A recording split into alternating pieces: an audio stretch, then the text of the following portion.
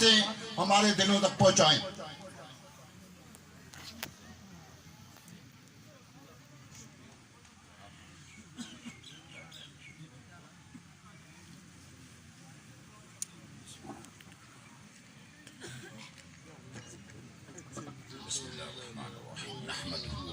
ونسلم على حبيبه الكريم أما بعد فأعوذ بالله من الشيطان الرجيم بسم الله الرحمن الرحيم كل من عليها فان ويبقى وجه ربك ذو الجلال والإكرام صدق الله مولانا العظيم۔ نہ گل چمن میں رہے گا نہ گل میں بو باقی، یہ سب تجھی پہ مٹیں گے رہے گا تو باقی۔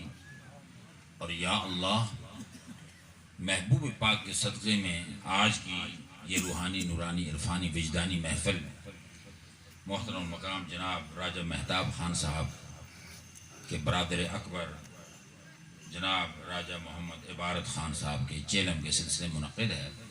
وقت بڑا قلیل ہے۔ جناب مہتاب صاحب بڑے مہربان مشفق ہیں، ان کے باپ بھی بڑے قدردان تھے۔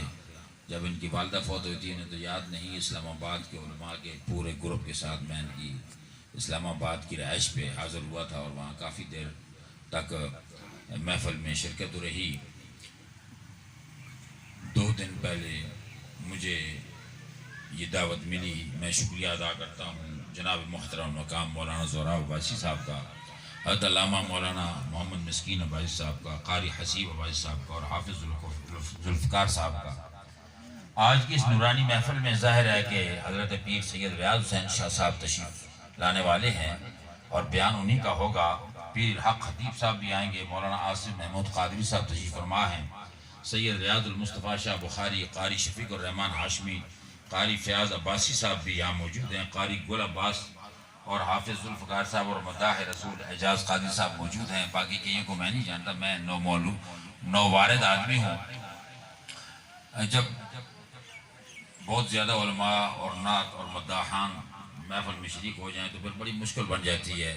ان جمگٹھوں سے گزر ہمارا ہوا ہے۔ ڈربن میں 1988 میں جب میں وہاں تھا اور خطیب تھا تو وہاں کی محفل تھی بہت بڑی اورینٹ ہال میں، اور اس دوران جتنے بھی علماء اور مداح رسول بڑے بڑے نعت خوان آیا کرتے تھے پاکستان سے، تو ان کو ہوسٹنگ کرنا میری ڈیوٹی تھی۔ تو اس دوران ایک مداح رسول کو نعت کے لیے جب کھڑا کر دیا گیا تو ظاہر ہے کہ وہ تو پھر ان کو بندہ روک بھی نہیں سکتا، اور کئی ہوتے ہیں جو مطلب ضدی ٹائپ ہوتے ہیں اور اپنا نظام چلاتے ہیں۔ تو آگے ایک آدمی کھڑا ہوا، آڈین میں سے ایک آدمی کھڑا ہوا، اس کے ہاتھ میں ڈنڈا تھا۔ تو میں نے پوچھا بابا please you must sit down, what you looking for? وہ کہتا ہے مولانا صاحب you carry on, this man is guest come from Pakistan but I am looking for the person who brought him here۔ میں اس کی تلاش میں ہوں جو اس کو یہاں لے کر آیا ہے، یہ تو مہمان ایسے کچھ نہیں کہنا۔ تو اب ایسے حالات آڈین میں ہمیں پیدا نہیں کرنے، صرف 10 منٹ کے اندر میں بات کو دریا کو کوزے میں بند کرنے کی کوشش کروں گا۔ میرے دوستو یہ دنیا ہے، یہاں بڑی مخلوق آئی ہے، نہ جانے کتنی مخلوق یہاں آئی ہے کہ میں اس کا آئیڈیا میں نے بڑی اسٹڈی کی، اور اسٹڈی کرنے کے بعد مجھے پتا چلا کہ یہ دنیا کب سے ہے، کیسے ہے، کہاں سے ہے۔ تو اس میں ایک کتاب کے اندر مجھے پتا چلا کہ حضرت آدم علیہ السلام سے لے کر نوح علیہ السلام تک 2200 سال 2022 years کا وقفہ ہے۔ اس سے پہلے مخلوق بنی ہوئی تھی، ساری کائنات تھی۔ حضرت آدم کی تخلیق آسمان اور جنت سے اترنے کے بعد زمین پر یہ عرصہ ہم انسانوں کی آبادی کا ہے۔ حضرت آدم سے لے کر نوح علیہ السلام تک 2022 سال، نوح علیہ السلام سے لے کر ابراہیم علیہ السلام تک 1100 سال، 1100 سال۔ حضرت ابراہیم علیہ السلام سے لے کر داؤد علیہ السلام تک 570 years، 570 سال، اور حضرت داؤد علیہ السلام سے لے کر موسیٰ علیہ السلام تک 500 سال، اور حضرت موسیٰ علیہ السلام سے لے کر عیسیٰ علیہ السلام تک 1187 سال، 1187، اور اس کے بعد حضرت عیسیٰ علیہ السلام سے لے کر حضور علیہ السلام تک تقریباً 600 سال۔ یہ عرصہ کائنات تخلیق انسانی ہے۔ یہ باتیں آپ کو بہت کم ملیں گی، یہ سمندر میں غوطہ لگانے سے ملتی ہیں، بڑی مشکلوں سے۔ اور پھر نبی کریم علیہ السلام سے لے کر اب تک 1442 سال ہو چکے ہیں۔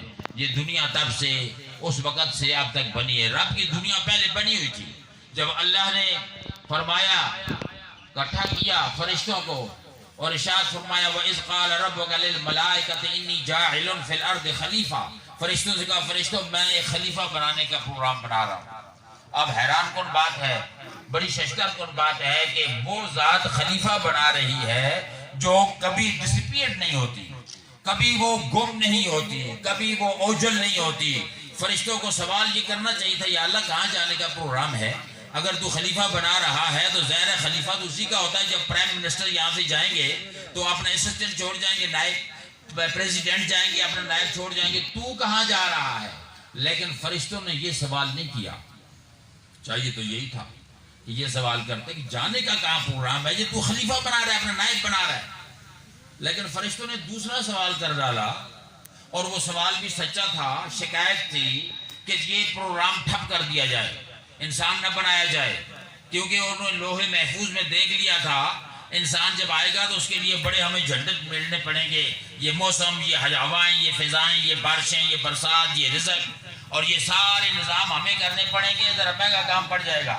اگر تمہیں ملازم مل جائے یہاں مری میں کوئی امام فری میں تو آپ اس کو پرفے کریں گے, رکھیں گے. اگر ایک ملتا ہے معقول تنخواہ والا, رہائش والا, تو آپ کہیں گے یار یہ اس پہ خرچہ ہے, جس پہ خرچہ نہیں اس کو رکھیں.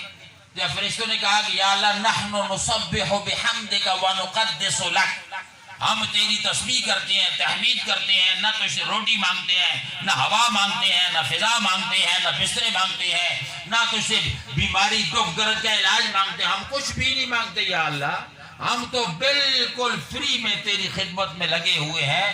یہ انسان کیوں بنا رہا ہے جس کو تو بنا رہا ہے؟ اتجعل فیہا من یفسد فیہا ویسفک الدماء, جسے تو بنا رہا ہے یہ خون ریزی کرے گا, فساد کرے گا, اور کر رہا ہے انسان. بات سچی تھی, بات سچی تھی. چاہیے تو یہ تھا کہ اللہ فرماتا ہے آپ صحیح کہہ رہے ہیں, بالکل ایسے ہی ہوگا.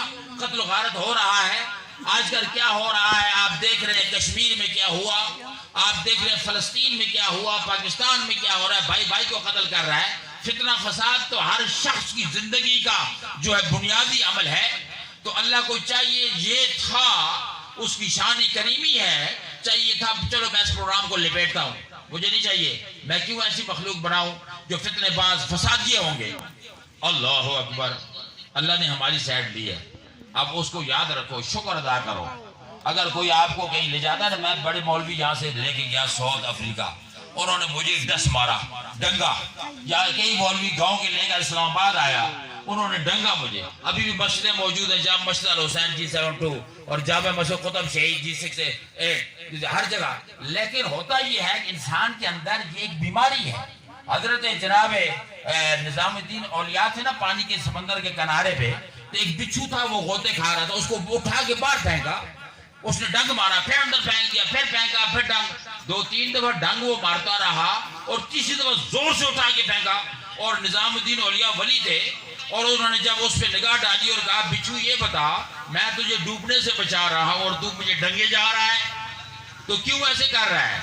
آگے سے بولا حضور یہ میری فطرت ہے, this is my nature, میں ڈنگتا ہوں. انسان میں یہی فطرت ہے. کوئی قریبی بھی ہے, بھائی ہے, چچا ہے, ماما ہے, جب تک وہ بھوکا ہے آپ کے قدموں میں رہے گا, اور جب بھوک اس کی ختم ہو جائے گی وہی آپ کے سر پر چڑھ جائے گا. یہی وجہ ہے کہ انسان فتنے باز تھا. اور حضرت جب نظام الدین اولیاء نے اس سے پوچھا, توجہ ادھر رکھے, نظام الدین اولیاء نے جب پوچھا تو کیوں ڈنگ رہا ہے, تو کہتا ہے میری فطرت ہے. اب اس نے سوال کیا, بچھو نے سوال کیا, یہ مخلوق ساری ہر باتیں کرے گی, قیامت قریب آئے گی نا, یہ پتھر بھی بولے گا, ہر چیز بولے گی. اس نے کہا حضور یہ بتائیے کہ آپ مجھے کیوں بچاتے ہیں جب میں اتنا خطرناک ہوں, مارے جا رہا ہوں, ڈنگے جا رہا ہوں, آپ مجھے مرنے دیں, میں غوطے کھا رہا تھا, مرنے دیں. انہوں نے کہا اگر تیری فطرت یہ ہے تو نظام الدین کی فطرت یہ ہے کہ وہ ڈوبتے ہوئے کو بچا دے. انسان کی فطرت یہ ہونی چاہیے کہ وہ ڈوبتے ہوئے کو بچائے. وہ انسان جو ڈوبتے ہوئے کو نہیں بچاتے وہ خود ڈوب جاتے ہیں. میرے دوستوں, عرض کرنے کا مسئلہ ٹائم ختم ہو گیا, بس اس سے آگے تو کوئی تقریر تو اصل ابھی شروع ہوئی تھی. تو عرض کرنے کا مقصد یہ ہے, نبی کریم کی 2 آخری حدیثیں بیان کر کے, مختصر حدیثیں حضور سے اسی لیے پوچھا گیا حضور ہم اس دنیا میں رہنا چاہتے ہیں، اللہ کو راضی کرنا چاہتے ہیں، آپ کی خوشنودی حاصل کرنا چاہتے ہیں، ہمیں بتائیے کہ من خیر الناس، سب سے بہتر بندہ کیڑا ہے؟ اسی سمجھنے بہتر وہ ہے جس نے وڈی بلڈنگ تے وڈی کوٹھی تے وڈیاں کاراں تے وڈے جہاز، ساؤتھ افریقہ بھی لوگاں جہاز اپنے جو اچھے تھے کاراں آپیاں نا، انہاں دے جہاز نے چھوٹے جاؤ پروگرام ہوئے گا ادھر سے جہاز اڑا رہا ہے، وہ فلانے حضرت صاحب آ رہے ہیں جی، وہ فلانے شیخ صاحب آ رہے ہیں، وہاں تو یہ حالت ہے نا، یہاں تو ابھی بہت پیچھے ہے، یہ بہت پیچھے 50 سال پیچھے اس سے۔ تو کیا ہوا کہ من خیر الناس، حضور سے سوال پڑا شارٹ اینڈ سویٹ، سب سے بہتر بندہ کیڑا ہے؟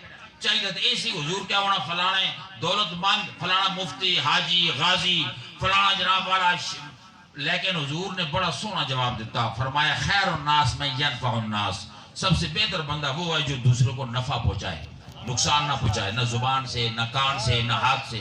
اور ہم کیا کرتے ہیں؟ ہر ایک کو نقصان میں ہم نے مبتلا کیا ہوا، اس لیے پورا نظام نقصانی بن گیا۔ دوسرا سوال یہ کیا گیا کہ حضور بتائیے کہ ای الاعمال افضل، سب سے بہتر کام کون سا کام ہے؟ کیونکہ ہم کام کر کے بندے کی پہچان ہوتی ہے، عمل سے زندگی بنتی ہے، جنت بھی جہنم بھی۔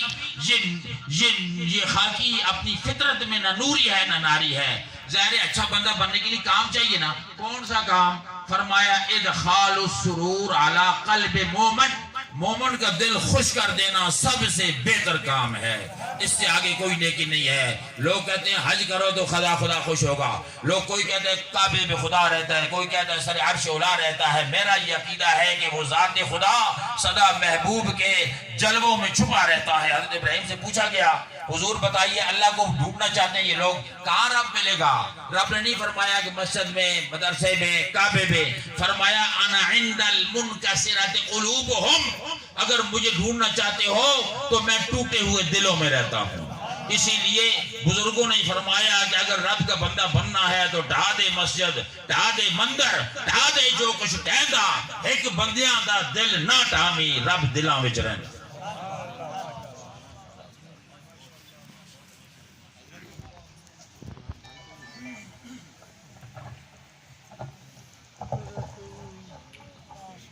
دل تو کرتا تھا کہ حضرت اور بھی بیان جاری رکھیں، سکون آتا ہے، مگر وقت میں اتنی گنجائش بالکل نہیں، 1 منٹ کیا آدھے منٹ کی بھی گنجائش نہیں ہے، اس لیے کہ کہیں ایسا نہ ہو کہ ہم 2 آدمی آگے آ جائیں تو